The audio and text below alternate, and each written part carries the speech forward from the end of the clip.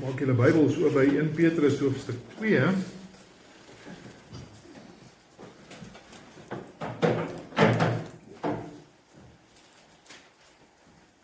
Ons kyk vanoggend na twee verse, 1 Petrus 2 vers 11 en 12. Nou net vandag sê, Petrus is nou besig om oor te gaan van wat baie ouens noem die credenda na die agenda. Nou wat beteken dit? Die credenda is die credentials, dit wat ons glo, dit wat ons aan vashou. En die agenda is, hoe gaan ek dit nou uitleef? So dis nou op daai punt waar Petrus is in sy brief. Nou ek sê, dis waar, in hoofstuk 1 vers 1 tot 2 vers 10 is die gedeelte waar hy grootliks fokus op die waarhede van ons geloof. En nou vanaf vers 2 tot 2 vers 11 tot 5 vers 11 is die fokus meer op die praktiese uitleef daarvan.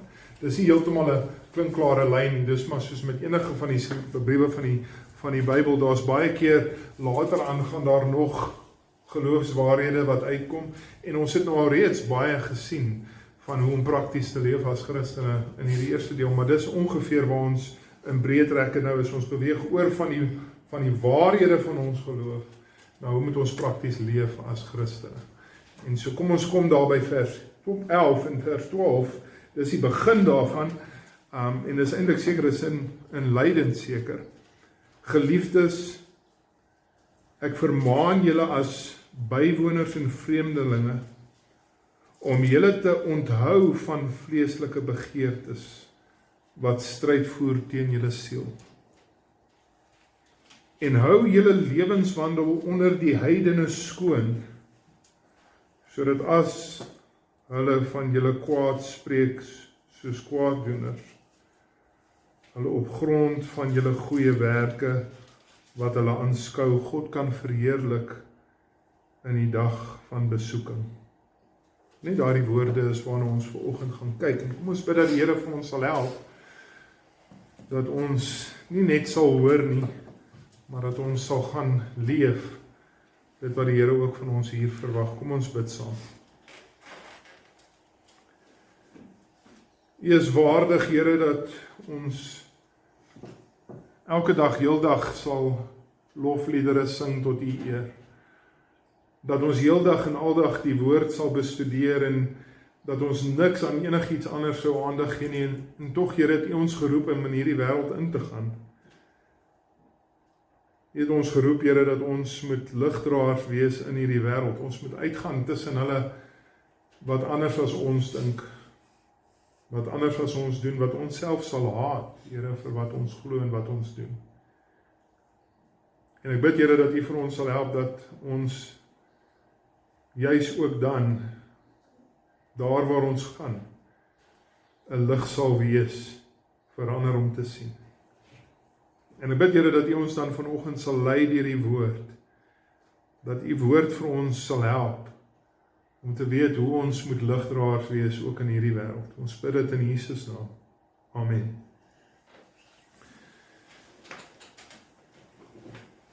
Iets wat ek al waargeneem het, is dat mense hulle self redelik goed gedra in die kerk. Is nie vanoggend enigiemand hier wat ingeloop het en gevloek het nie. Is nie een van julle hier wat hier aangekom het met 'n bottel brandewyn nie. Is nie enige van julle wat vanoggend hier ingekom het en onsedelike gedrag getoon het nie. En ek is dankbaar vir dit. Maar ek wonder of dit is hoe julle oor ons optree. Is dit hoe ons as Christene oor ons optree? Of is ons mense wat voorgee om ander mense te probeer beïndruk? Is ons hier wat ons werklik is? Is ons hier wat ons is vir ander mense? Dis die vraag wat Petrus vir ons hier in ons teks vra. Hy sê, hoe tree jy op? Dis sy vraag. Hoe tree jy op? Nie hier tussen die gelowiges nie, maar hoe tree jy op as jy daar buite tussen die ongelowiges ingaan? Wat is die beeld wat hulle van Christendom het, as gevolg van jou getuienis?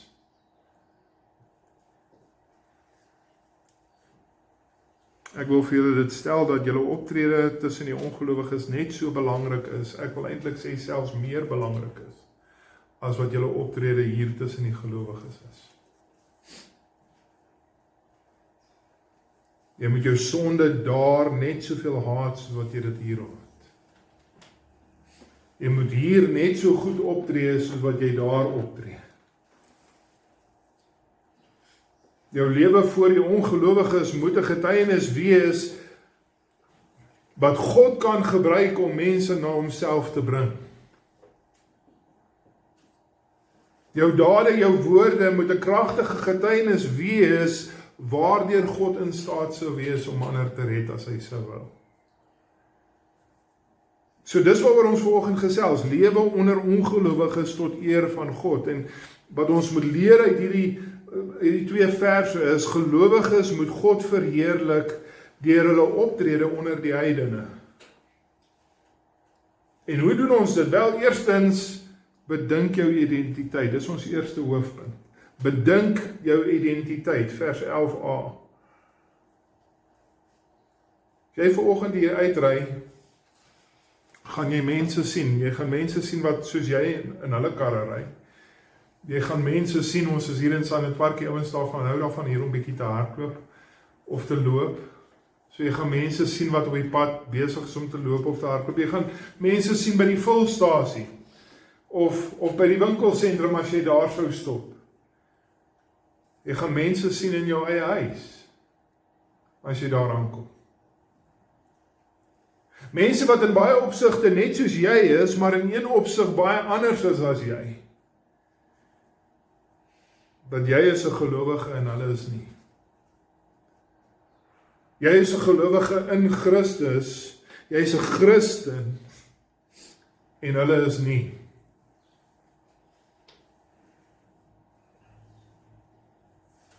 En dit beteken jy is nie dieselfde nie. Ek is seker almal van julle is Suid-Afrikaanse burgers, nee. En ek weet nou nie van almal van julle nie, sommige van julle weet ek, julle besit julle huis. Maar ten spyte van dit is Suid-Afrika en is jou huis nie jou huis nie. Dis nie jou tuiste nie. Petrus sê jy's 'n bywoner en 'n vreemdeling hier. Waar kry hy daai gedagte? Wel, hy kry dit eintlik van Abraham af. Nee, Abraham in Genesis 23 vers 4. Abraham is in die beloofde land, die land wat die Here vir hom beloof het. Hy's in die beloofde land en sy vrou sterf. En Abraham het nie eers 'n stukkie grond om sy eie vrou te begrawe nie. En dis wat die gelowige is, dis wat hy sê dan presies dit wat Petrus hier sê, wat waar is van elke gelowige is, ek is 'n vreemdeling, ek is 'n bywoner onder julle. En so ja, dis waar, dat elke gelowige, die Here het ons beloof, ons sal die aarde besit. Matteus hoofstuk 5 vers 5, hy sê dit daar. Gelowiges sal die aarde besit. Maar nou, hier waar ons nou is ons hulle wat bywoners is. Is ons hulle wat vreemdelinge is in 'n sondige wêreld. Ons is tydelike bewoners hier op aarde. Ons ware en ons ewige tuiste is saam met Christus in die heerlikheid by God. Kom ons vergeet nie, waar is ons ware tuiste nie. Kom ons vergeet nie, waar is ons ware tuiste nie. Jesus sê, hy bid in Johannes hoofstuk 17, dis die hoëpriesterlike gebed. Johannes 17 vers 16, hy bid en hy sê, julle is nie van hierdie wêreld nie. Net soos wat ek nie van hierdie wêreld is nie. Maar ten spyte van die feit dat ons nie van hierdie wêreld is nie, en ons is bywoners, ons is vreemdelinge in hierdie wêreld, is gelowiges nie geroep om hulle self af te sonder op 'n eiland nie. Daai gedagte van kommunisme, van kom ons gaan bly op ons eie op 'n eiland, ons almal bly by mekaar en ons is omring deur Christene, dis nie Bybels nie. Ons is in hierdie wêreld, ons is nie van hierdie wêreld nie. Ons moenie onsself net omring deur gelowiges nie. Ons moet in hierdie wêreld ingaan, ons moet in hierdie wêreld leef, maar ons moet leef tussen die heidene en nie soos heidene lyk nie. Ons moet lyk soos bywoners en vreemdelinge hier. Want ons is bywoners en vreemdelinge in hierdie wêreld, ja, maar wat is ons ook? Ons is die geliefdes, sê Petrus. Onthou waar begin hy in vers 11? Geliefdes, ek vermaan julle as bywoners en vreemdelinge. Ons is die geliefdes van die medegelowiges. Ons is die geliefdes van God, sê Romeine 1 vers 7. En dis omdat ons die geliefdes van God is, dat ons die geliefdes van die medegelowiges is. En hoekom is ons God se geliefdes? Want in vers 17, 2 weke terug, het ons gesien. Want God het ons as eiendom verkry. Vers 12, is dit nie? Nee, is dit vers 12, ek is verkeerd nie. My teksverwysing.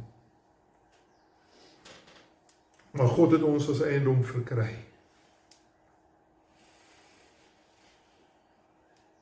So hier is die ding, jy is in hierdie wêreld, dis waar jy bly. Maar jy is in hierdie wêreld as een wat in Christus is. Wat beteken jy is nie van hierdie wêreld nie? Wat beteken jou fokus en jou begeerte moenie wees by die dinge van hierdie wêreld nie. Jou fokus en jou begeerte moet wees, jy moet leef vir 'n ander wêreld. Ons is net reisigers wat hier deur hierdie wêreld reis. En tragies is dit nie so. Tragies is dit so dat baie Christene daardie fokus verloor het. En hulle leef vir hierdie wêreld. Hulle leef vir die plesiere van hierdie wêreld. Hulle leef om die mense van hierdie wêreld te beïndruk asof dit hulle uitbestemming is.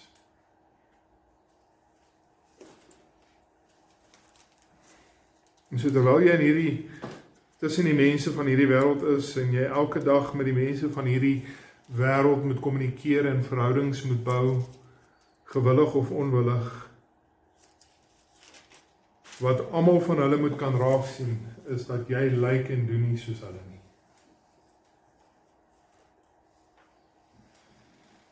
Hulle moet almal kan sien dat jy is deel van God se uitverkore geslag, laasweek se teks, van God se koninklike priesterdom, van sy heilige volk, 'n volk wat God vir hom as eiendom verkry het. Dit is die verwysing waarna ek nou verwys het. Dit was vers, ek is alweer mis, ek weet nie waar die vers is nie.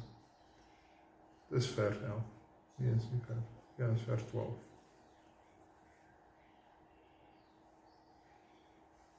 Ons moet uitstaan in hierdie wêreld as hulle wat nie vir die wêreld leef nie, maar vir God leef. Ons moet leef in hierdie wêreld asof Jesus werklik ons koning is. En ons moet nie net sê, en dis nou net mooi woorde wat ons gebruik nie. Ons moenie oorweldig word deur die mense en die plesiere van hierdie wêreld nie. Ons moenie ons identiteit vergeet nie. Ons moenie vergeet dat ons is in hierdie wêreld niks anders as bywoners en vreemdelinge. Ons moenie vergeet ons identiteit as die geliefdes, nie van die mense van hierdie wêreld nie, maar die geliefdes van God, en daarom met hulle wat saam met ons in Christus is. Ons leef nie vir hierdie wêreld nie. Ons leef en dien 'n ander koning. Onthou jou identiteit, maar tweedens dan beveg jou begeertes. En let op wat ek sê, beveg jou begeertes. Patrick, gaan jy vir ons oorkyk, sorry. Beveg jou begeertes. Want dit is nie die wêreldse begeertes wat hier 'n probleem is nie. Die probleem is die begeertes wat hier binne in jou is.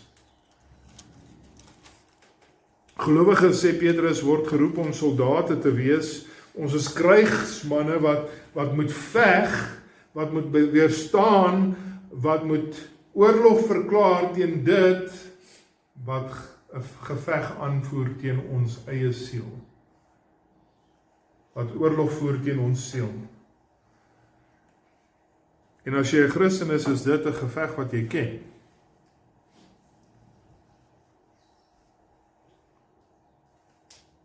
Dis 'n geveg wat soms is teen die dinge daar buite, dit ontken ek nie. Maar wat ek wil hê ons moet raak sien, wat Petrus se hele punt hier is dat dis nie net 'n geveg teen die dinge daar buite nie. Dit wat die geveg so moeilik maak is dat is 'n geveg teen die dinge hier binne in my eie hart, dis dit nie. My eie vleeslike begeertes. 'n Geveg teen my eie vleeslike begeertes. Want hier is die probleem, nee, die probleem is as ons tot geloof kom, dan raak ons nie perfek heilige mense onmiddellik nie, doen ons. Ons is nie perfek heilig die oomblik wat ons tot bekering kom nie.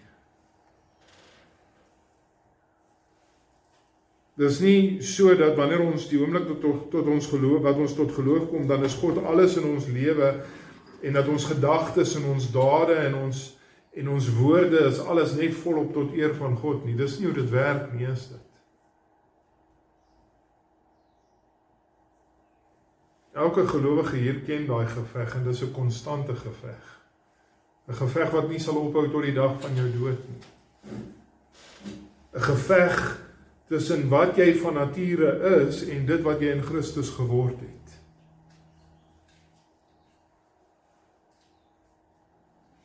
En dis 'n geveg, sê Petrus, hy beskryf dit as 'n geveg teen my vleeslike begeertes met die doel, sê Petrus, om my eie siel te beskerm.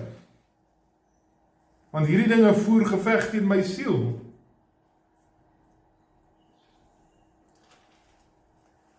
Kom ek vra vir jou, waar sien jy vleeslike begeertes? Waar sien ons dit in ons lewe? Wel, ons sien dit as iets gebeur.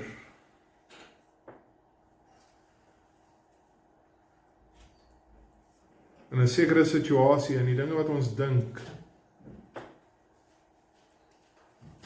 En skielik terwyl ons besig is met dinge in hierdie wêreld, wat ook al dit mag wees, of dit nou by die werk is en of dit by die huis is of waar ook al, skielik dan word my kop vol sondige begeertes. Begeertes wat by my vlees pas, begeertes wat nie by Christus pas nie. Dis soos rou riool, nee, wat skielik opborrel hier uit my binneste. Goeders wat my walg as ek in Christus is. Dinge wat ek nie wil doen nie, maar hulle is skielik net daar. Daar's baie lyste van hierdie begeertes in die Bybel.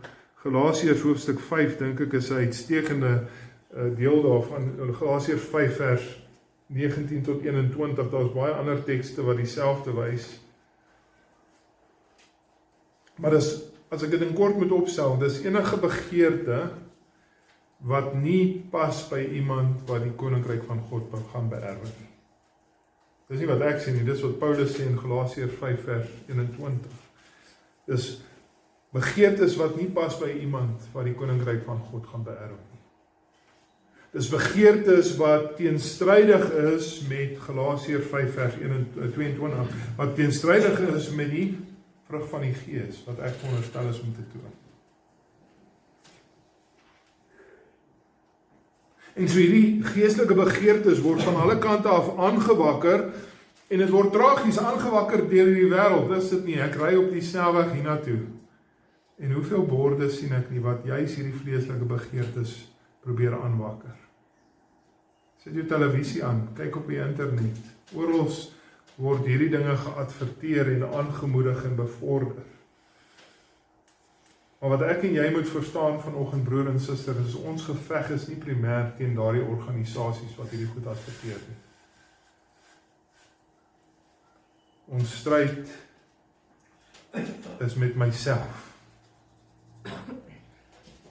My stryd is met my self, dis Petrus se punt.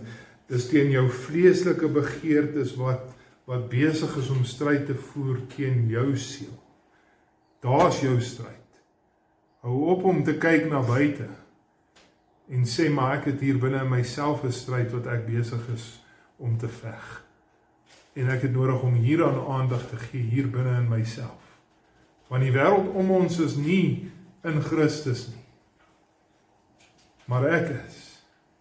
En daarom moet ek leef soos een wat in Christus is, ten spyte van die feit dat die wêreld om my nie soos Christus lyk nie. Nou ja, wat is die begeertes van die vlees? Wel, dit sluit onder andere die sensuele begeertes in, die seksuele begeertes, maar dis nie net tot daardie dinge beperk nie. Dis enigiets wat stryd voer met jou identiteit as 'n kind van God.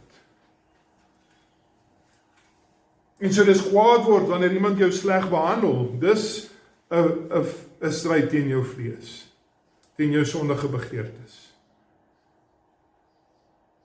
Dis om iets te doen net sodat ander mense van jou sal hou, terwyl jy weet dat jy doen is verkeerd. Dis ook deel van jou vleeslike begeertes. Dis om liewers maar net stil te bly en my andersheid te verbloem, sodat mense nie op my sal neersien, of my sal verag nie. Dis om lui te wees om jou Bybel oop te maak en te lees.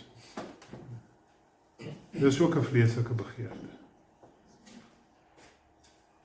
Dis enigiets wat my vlees bevorder ten koste van my geestelike groei. Dis wat hierdie vleeslike begeertes is. Absoluut alles wat stryd voer teen my siel.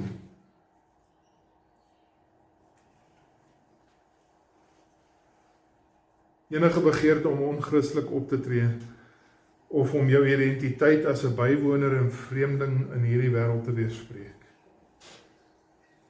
En Petrus sê, weerstaan hierdie sondige begeertes van jou vlees. Voer oorlog teen hierdie begeertes van jou eie gees.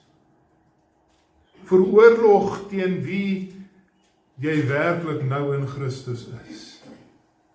Voer oorlog teen enigiets wat teen dit is wie jy werklik in Christus is. Kom, ek stel dit korrek. En so enige begeertes, enige denke, enige optrede, enige woorde wat Christus nie verheerlik nie, is vleeslike begeertes wat stryd voer teen wie jy is in Christus. Is dinge waarteen jy moet veg met alles in jou om dit te weerstaan. Alles wat jou stop om Christelik op te tree, alles wat jou verhoed om voluit vir God te leef, alles wat jou aandag weghou van dit wat God verheerlik, is dinge wat jy moet beveg as Christen. In 1 Petrus 1 vers 17 het Petrus ons al reeds geroep, ons moet ons lewe nie rig, sê hy daar, volgens die vleeslike begeertes nie. Ons moenie ons lewe rig volgens die begeertes van hierdie wêreld nie. En nou kom hy en sê, nie net met ons nie ons lewe daar volgens inrig nie, ons moet aanhou om hierdie begeertes te veg, asof dit die laaste geveg is wat ons gaan veg. Aanhou veg tot die dag van ons dood, moet ons aanhou bly veg teen die vlees en die begeertes van ons vlees. Het is interessant, die woord wat hier in Afrikaanse ou vertaling vertaal is met onthou, ek hou nie van die vertaling nie omdat dit 'n slegte vertaling is nie, maar omdat die woord onthou nou intussen al soveel ander betekenisse het. Maar daar in vers 11 sê hy, as vreemdelinge, bywoners en vreemdelinge, om julle te onthou van vleeslike begeertes, of om julle weg te hou, of te weerstaan vleeslike begeertes. Nou die woord daar in die Grieks is in die teenwoordige tyd, dis belangrik. Hoekom is dit belangrik? Want wat Petrus hier sê is, ons moet aanhou om weg te bly. Ons moet nooit ophou om weg te bly van hierdie ding nie. By enige geleentheid moet ons onsself afvra, is ek nou besig om my vlees na te jaag, of is ek besig om God te verheerlik? 'n konstante geveg, konstant op die uitkyk wees, want hierdie vyand soek om my te verslind, om my siel skade aan te doen. Ek moet aanhou om dit te weerstaan. Onthou wat sê 1 Petrus 5 vers 8. Wat sê dit? Wees waaksaam, want die duiwel loop rond soos 'n brullende leeu. Hy is op soek na iemand wat hy kan verslind. Hy is op die uitkyk, wie kan hy mislei?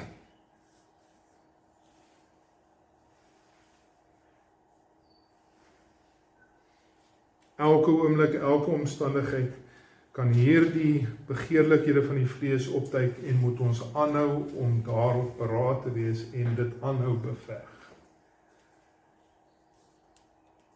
Moenie die oorige tyd in die vlees, sê 1 Petrus 4 vers 2, moenie die oorige tyd in die vlees spandeer om volgens die begeerlikhede van die mense te leef nie.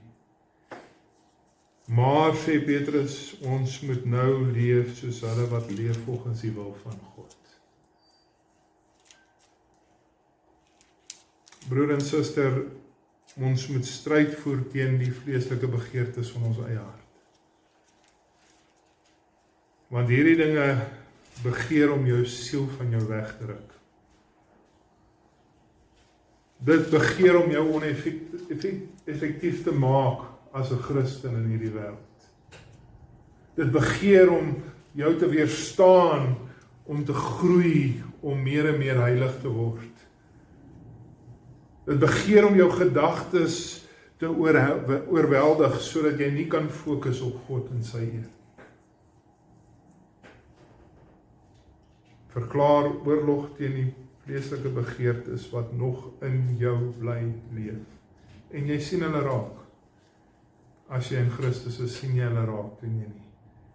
Jy weet dat die dinge wat jy doen, wanneer jy op daai plek kom, jy weet hierdie dinge verheerlik God nie.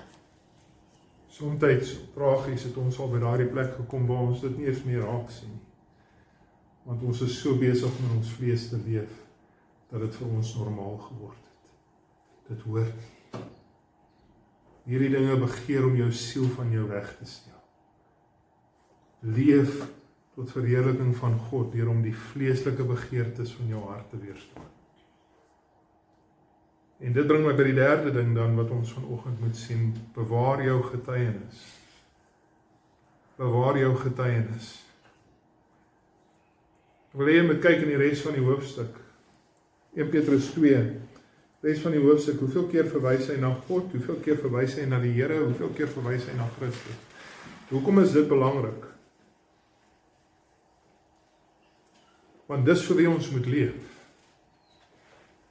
Ons kom nou by die praktiese uitleef van ons Christenskap, en wat is Petrus se punt? Leef vir God, leef vir Christus, leef vir jou Here. Dis hoe ons Christenskap moet uitleef. Jy is 'n bywoner en 'n vreemdeling in hierdie wêreld, so doen asof jy alles doen, en dink nou vir 'n oomblik aan wat ek sê. Doen alles wat jy doen, asof jy dit voor die oë van God doen. Asof God hier langs jou staan en sien waarmee jy besig is. Of anders gestel, doen dit asof jy werklik glo Christenskap is waar. Want jy weet God staan hier langs jou en sien wat jy mee besig is. Doen asof jy alles doen met hierdie een doel voor oë. Ek wil God verheerlik. Ek wil God eer. Hoekom? Leef as jy alles voor die oë van God doen. Leef asof jy alles doen vir God se eer, sodat jou lewe 'n getuienis sal wees teenoor die ongelowiges om jou. Sodat hulle sal sien daar's iets nuuts by jou, daar's iets anders by jou. Maak seker wat ook al jou omstandighede is, of wat jou geleentheid ook al mag wees, sê Petrus hier in die vers, dat die optrede van jou lewenswandel onder die heidene sal skoon wees. Ons weet, is dit nie, ons weet daar's regte optrede en daar's verkeerde optrede. Tragies probeer die wêreld vir ons ander voorbeelde gee van wat reg en verkeerd is, nie. Hulle het hulle eie opinie, maar ons is nie geroep om die regte optrede teenoor die wêreld te hê nie, of voor die wêreld te hê nie, of hulle opinie van wat reg en verkeerd is nie. Ons verantwoordelikheid is om reg op te tree in dit wat God vir ons leer. Wat is reg in God se oë?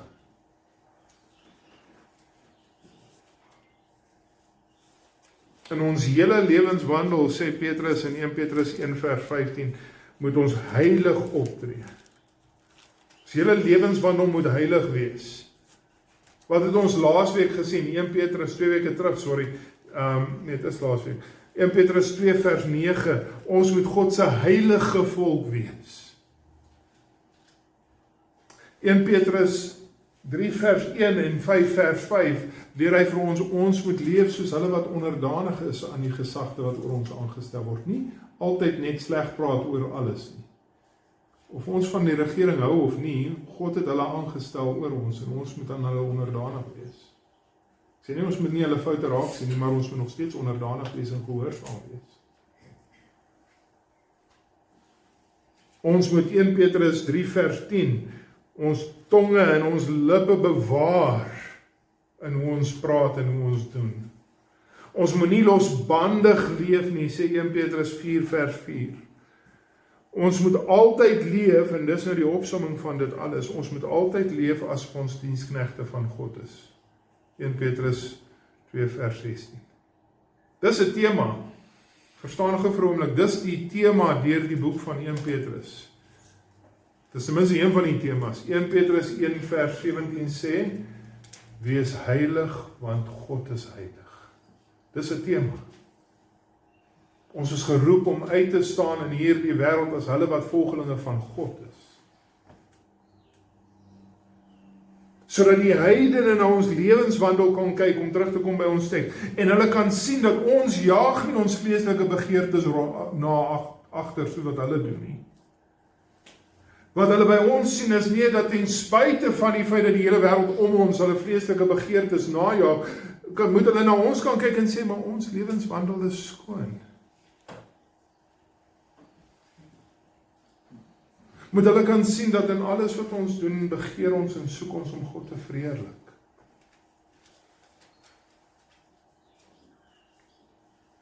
Nou ja, hulle mag dalk sien dat ons lewe 'n skoon lewe en ons soek om God te verheerlik, en dan kan hulle nog steeds sleg praat van ons, en ek is seker ander Christene soos ek kan ook daarvan getuig, nee. Dat selfs al het jy die perfekte voorbeeld gelê, dan sal die wêreld nog steeds 'n rede vind om jou sleg te sê. Dis niks niets nie. Dit gebeur al van die begin van Christendom af.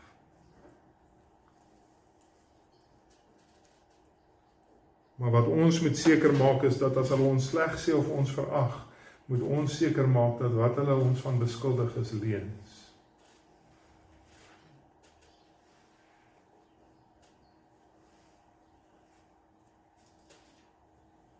Reeds in die eerste eeu, Romeinse historikus, hy sê Christene was verafskie as gevolg van hulle gruwels. Iemand wat die geskiedenis lees van die eerste eeu sal weet, daar's geen gruwels by Christene gewees nie. Maar dis wat die wêreld van ons, van Christene gesê het in die eerste eeu. 'n ander historikus sê dat Nero het Christene vervolg. Hoekom? Want hulle was mense wat aangespoor word deur 'n nuwe en ondeende bygelowe. Dis hoe dit in die wêreld gaan wees. As ons uitstaan en anders is as hierdie wêreld, wat gaan gebeur is, mense gaan ons beskinder, mense gaan ons belaster, mense gaan ons beskuldig van allerlei valshede, maar maak seker, broer en suster, dat as hulle jou beskuldig, is dit valshede. Dat jou lewe nie skade doen aan die naam van Jesus Christus, omdat jy onsedelik leef soos die res van die wêreld nie. Dat jy nie skade doen aan die naam van Jesus Christus, omdat jy niks anders leef as die wêreld en saam met hulle voortleef in sonde. Maak seker dis valshede as hulle jou beskuldig. Gelowiges haat en verag ons goeie werke, maar ons moet nie toelaat dat dit ons stop om die goeie werke te doen. Want broer en suster, ek en jy is nie geroep om mense te probeer beïndruk nie. Ons is nie geroep om vir mense te leef nie. Ons is geroep om te leef om God te verheerlik. Elke dag, elke week, elke maand, elke jaar moet ons as gelowiges aanhou om goed te doen ten spyte van hoe mense teenoor ons optree. Ten spyte van wat die mense om ons najag. Dag, week, maand, jaar moet ons aanhou om te leef as bywoners en vreemdelinge in hierdie wêreld en aanhou veg teen ons vreeslike begeertes, aanhou om ons lewenswandel skoon te hou deur goeie werke te doen tot God se eer, elke dag, so ver as wat ons gaan. Want al verag hulle en haat hulle ons goeie werke, hier's die groot geheim en ek het dit al meer as een keer gesien. Ek het dit as meer as een keer gesien, dat hulle mag dalk ons goeie werke verag en haat. Maar dit gaan nie ongesiens by hulle verby nie. Hulle sien dit raak. Hulle sien dit raak. Hulle sien ons goeie werke raak.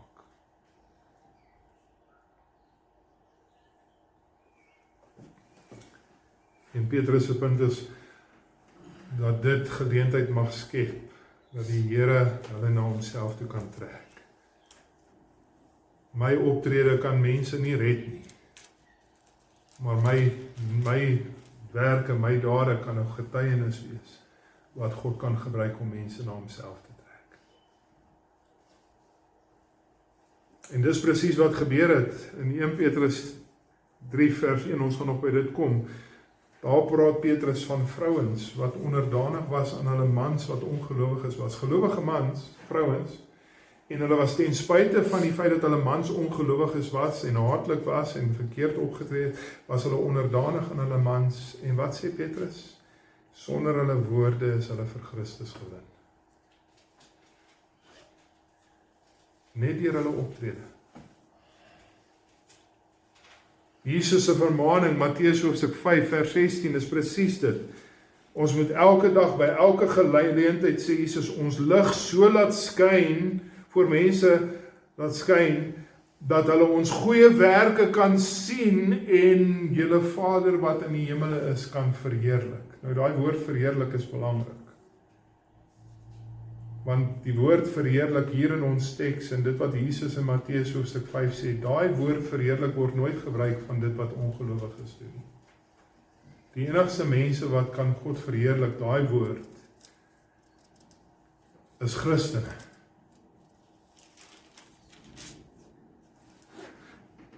Ses 61 keer word daardie woord, die Griekse woord vir verheerlik, word gebruik in die Nuwe Testament en elke keer is dit 'n Christen wat dit doen, nooit is dit 'n ongelowige.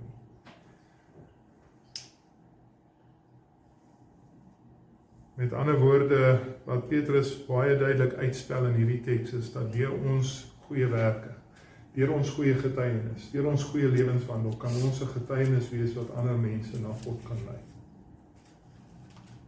Dis waartoe ons geroep is.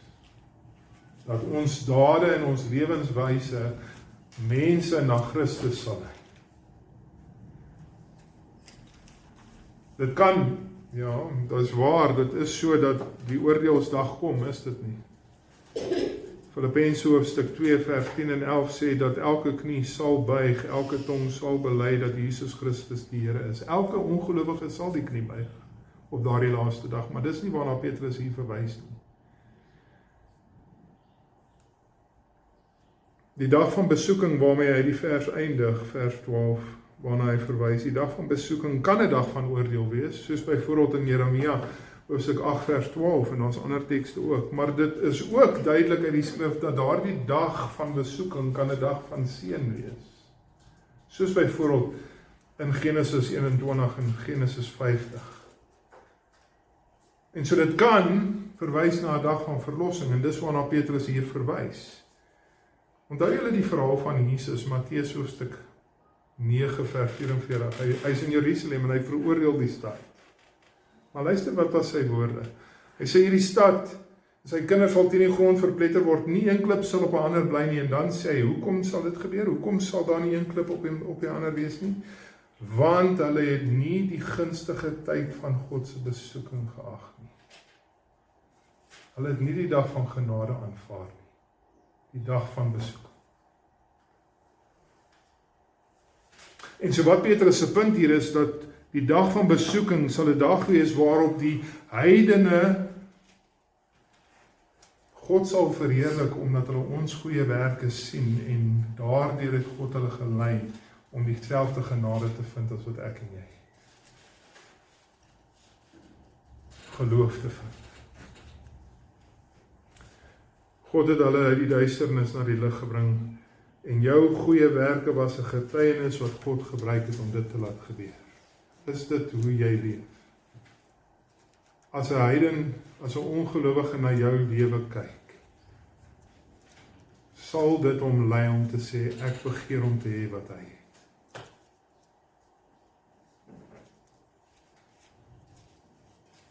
My goeie werke kan niemand red nie, ek weet dit. Ek kan die evangelie verkondig by skole tot ek blou is in my gesig. Ek kan niemand red nie. Maar ek kan leef en ek kan getuig, sodat God my getuienis kan gebruik om 'n siel te ontwaak uit die dood, deur die werk van sy Heilige Gees. Kyk na jou lewenswandel, broer en suster, en vra vir jouself net hierdie vraag volgende. Verheerlik dit God? Is jou optrede skoon voor die ongelowiges?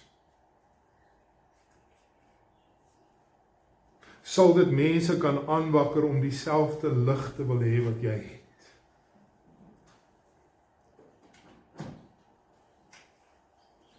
Want hier is die werklikheid, ons leef almal tussen ongelowiges, né?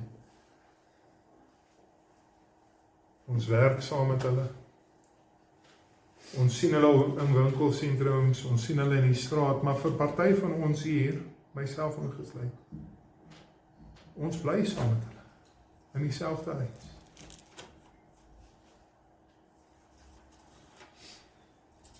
En hulle werk vir jou, wat van jou tuin hier of jou huis skoonmaak?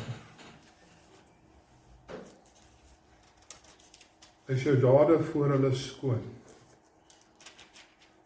Is dit tot verheerliking van God? Is jou werke bruikbaar vir die Here?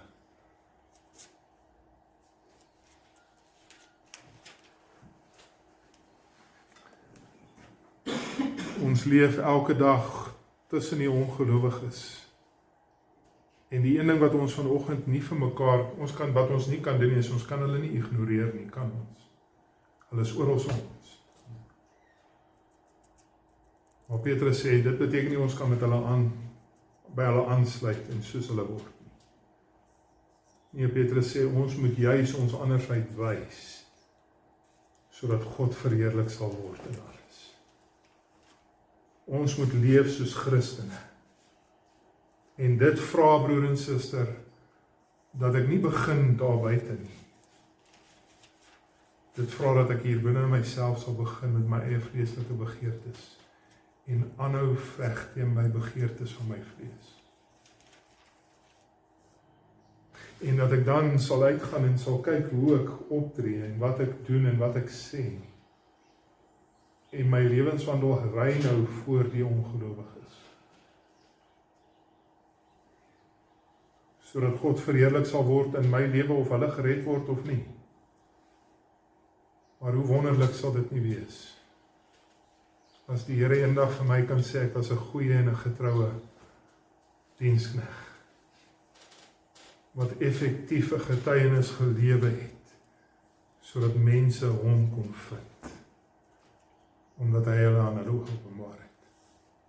Mag dit wees, dat God my en jou werke sal gebruik, en bruikbaar sal vind, tot sy verheerliking, voor mense. Kom ons bid. Amen. Here, dit is maklik om hierdie woorde te hoor, dit is maklik om hierdie woorde te sê, Maar Here, U vra van ons dat ons hier sal uitgaan en hierdie dinge sal gaan leef. Dat ons sal leef as hulle wat waarlik kinders van God is. Dat ons sal leef as hulle wat hierdie vlees van ons haat. En ek bid, Here, dat U vir ons sal help. Want U ken ons swakheid.